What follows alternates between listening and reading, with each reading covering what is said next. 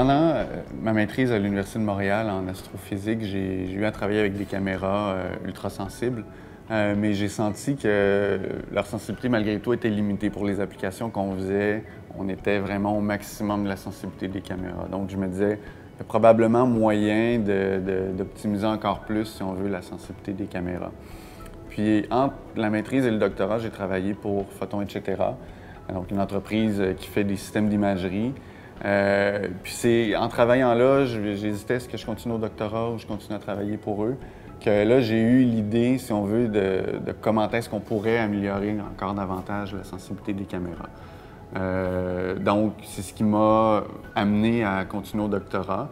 Photon, etc., qui était déjà intéressé par l'imagerie ultrasensible, a embarqué dans l'aventure, donc il est devenu le partenaire industriel de mon doctorat. Doctorat que j'ai fait à l'Université de Montréal, toujours en astrophysique. Donc, c'est à travers l'astro, si on veut, que l'idée de la caméra m'est venue. La caméra, elle est beaucoup plus sensible quand il y a très peu de lumière.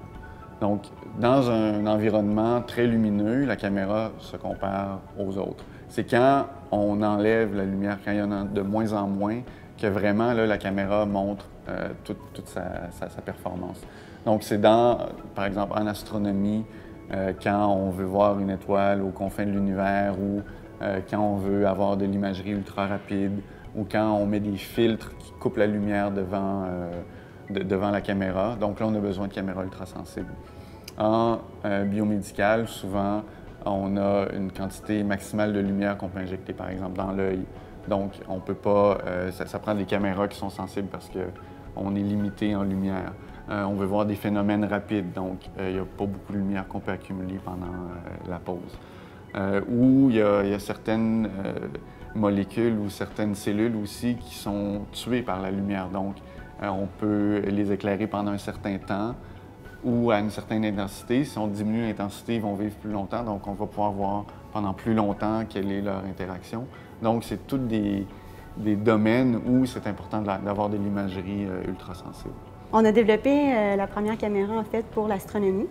C'est Olivier qui a développé la première caméra dans le courant d'un doctorat en sciences industrielles. Puis, on avait besoin, en fait, de détecter justement des étoiles à l'extrémité de l'univers, une caméra très, très sensible. L'astronomie, c'est un domaine d'avant-garde en termes de système de détection. Donc, c'est pour ça, en fait, qu'on a développé d'abord en astronomie.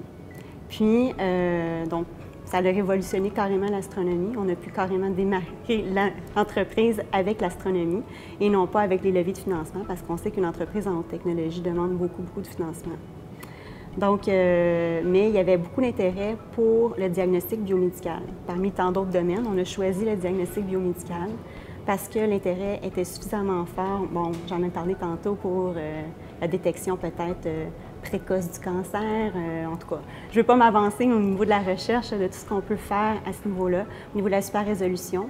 Notre caméra permet de s'intégrer facilement dans plusieurs systèmes, des systèmes de microscopes, des télescopes, des systèmes d'imagerie complexes. Donc, voilà, c'est pour ça qu'on a commencé en astronomie. Puis on s'est dévié vers d'autres marchés, à peut-être un intérêt un petit peu plus grand au niveau économique.